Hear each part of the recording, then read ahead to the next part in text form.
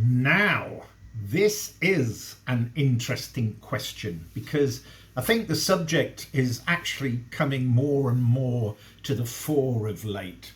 The question actually comes from a guy called Patrick Verdonk, who is a self-employed change facilitator for adaptive change in Spain. And he asked, is having knowledge of psychology and neuroscience a necessity for change managers so they can do their jobs better?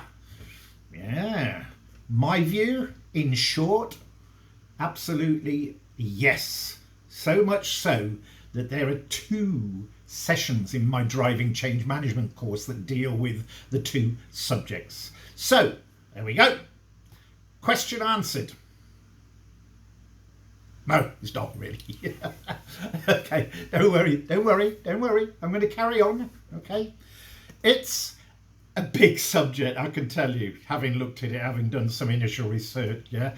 And what I'm going to try and do is obviously condense both subjects into one video. So let's start with the psychology of change. This actually plays a major role in change and our organisations in general.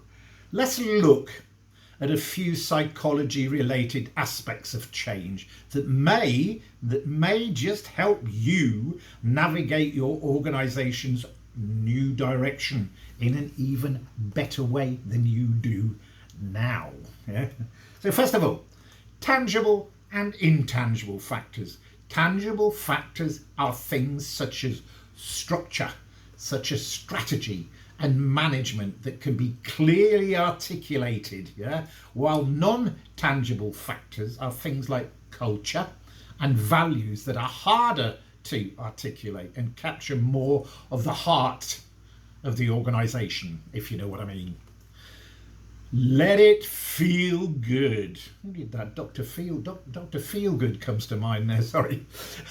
It seems we're often made to feel like we should be angry about change. I hate it. Learning and growing is great for your brain, and it is possible to navigate change with feelings of, honestly, excitement, even if it is new and maybe a bit uncomfortable. Let yourself feel excited. Go on, let it all go. Yeah, repetition. Even the most hard-working, detail-orientated people miss things from time to time. It is inevitable that as a leader of an organisation, you will have to repeat things a few times to make sure your message is heard. Got it? Shall I repeat it? No, it's okay. I'm sure you can just watch the video again if you want. Make it your own. It is okay if you need to adapt your change to better fit your organisation, because it allows the space for your team to give their input, and it will give them a sense of control in the process, which will increase the likelihood of buy-in. Okay? Keep everyone engaged with each other. Having strong bonds with your team will, without a doubt, make it easier to process the change.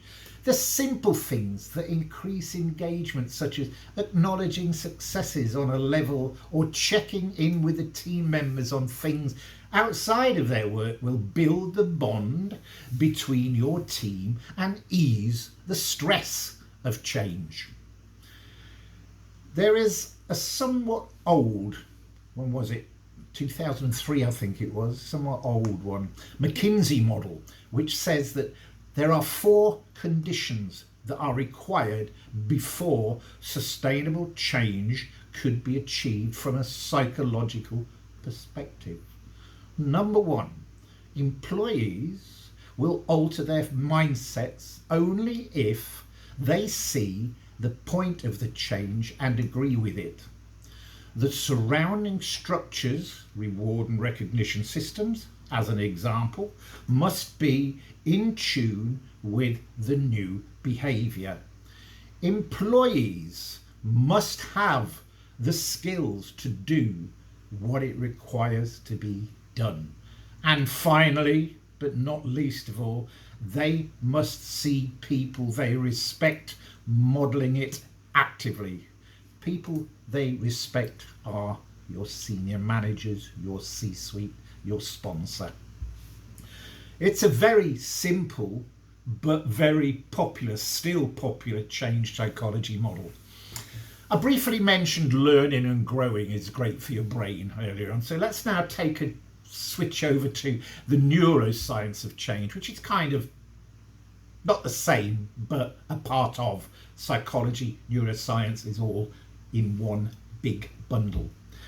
You know, when you think about it, work has changed massively, but over the years, and the problem is our brains haven't.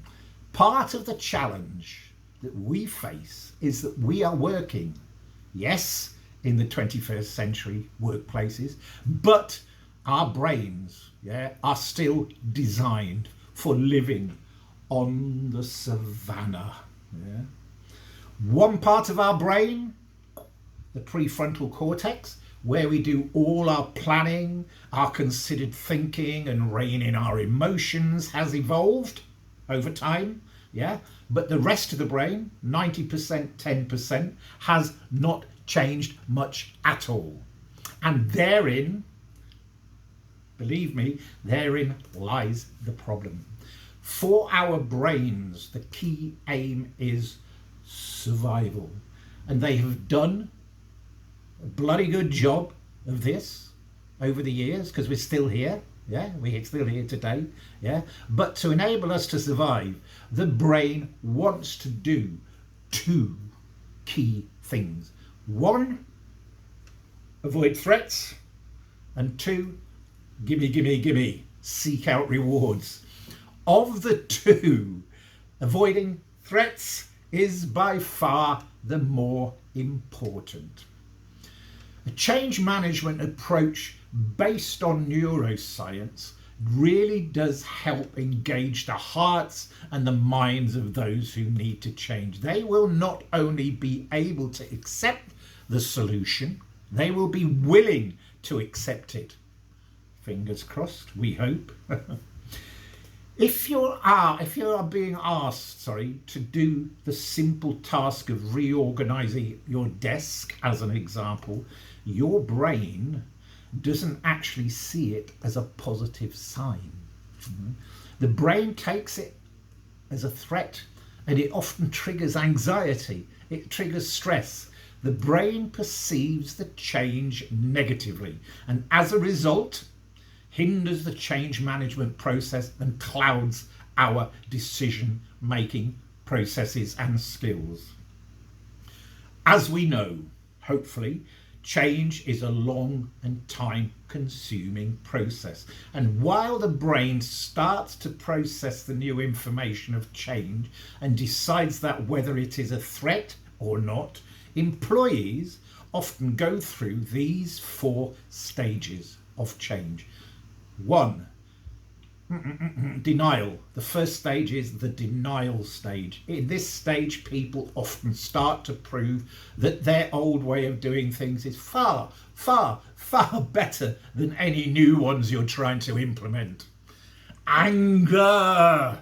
Employees in this stage start to get angry at their peers and top management for actually having the audacity, to bring in the change management process, and then what happens is they start to blame others for their failure to change.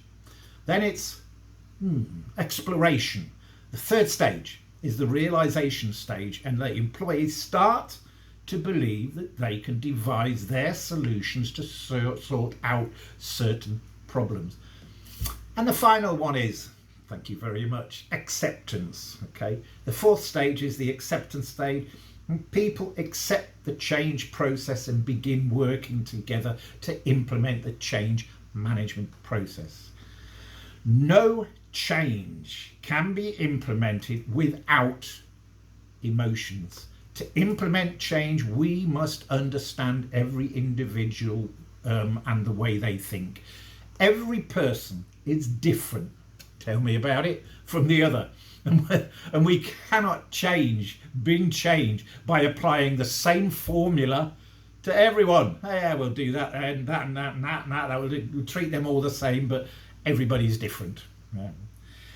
To apply neuroscience to change managers must be prepared to leverage their cognitive potential by learning to combine social, cognitive, integrative and biological neuroscience with their other tools, including the psychology of change.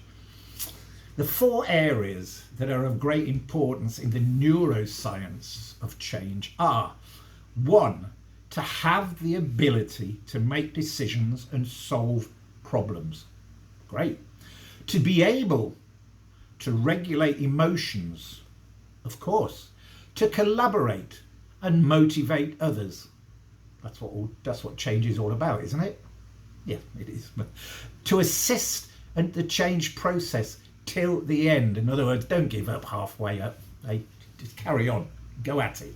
The brain also has what's called an X system and a C system. Now, the X system, which is the subconscious mind, is characterized as requiring little energy consumption and is focused on simple tasks like basic habits, beliefs and social processes that are more automatic in nature. It's psychologically comfortable because it's filled with things that are known and well understood. The C system, however, which is the conscious mind, is characterized as requiring high energy consumption, focused on critical thinking, analytics and social processes that require active participation. It's psychologically uncomfortable to use because it means we are actually analysing new or different information. The threat mechanism is when the C system detects the threat and communicates it to the X system. The X system suddenly, boom, responds by activating a surge of emotions, and we need to instinctively jump into action to create safety and comfort. Where's my comfort blanket, please? I want to feel comfortable. I don't like this change. This is commonly known as the fight or flight syndrome. To finish off with, I hope these 5 tips will help you better understand how the brain works and what you can do about it during times of change. So tip number one, status. It is important to our brains, and not knowing the new pecking order is anxiety producing. Clarify what the new pecking order is, where and when possible. Knowledge. Lack of information triggers threat, so share as much information as you possibly can, even when there's no information to share apart from the fact that, yes, we don't know, but we'll get the answers, and as soon as we get the answers, we'll let you know. Helplessness. What do I do now? That causes emotional responses such as depression and apathy. So encourage others to see their own autonomy and focus on where it exists and not where it doesn't. Belonging. People enduring change need to continue to feel like they are still part of a comfortable group. So look to reinforcing pre-existing group relationships. Equity. Employees need to believe that there is equity associated with decisions made in a change effort. So highlight the basis on which decisions were made wherever you can, wherever possible. Did I say there were 4? I thought there was more than 4. Anyway, whatever. They're the ones that you need to think about. In my training, I mentioned the fact that the brain begins to slow down at the wise old age of, wait for it, 24, which I thought was kind of strange, that early. So I fact checked it and found this information, which was a study and it studied 3,305 people ages 16 to 44. The researchers found that the brain's response time does begin to decline at the age of 24. Aha! So I was correct. Phew, thank goodness for that. However, there's always a however or a but, isn't there? They say that the descent is actually quite slow, but nonetheless a steady decline. Now, if you think about it, the findings shouldn't completely devastate you, should they? Because the study also found that older participants, me, compensate for their shortage of speed with strategy and efficiency. That's good, isn't it, eh?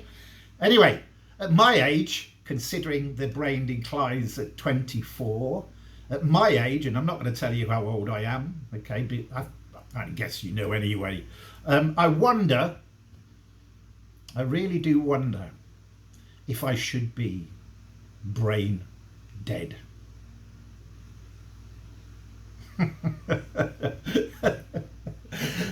Thanks again. Cheers, bye.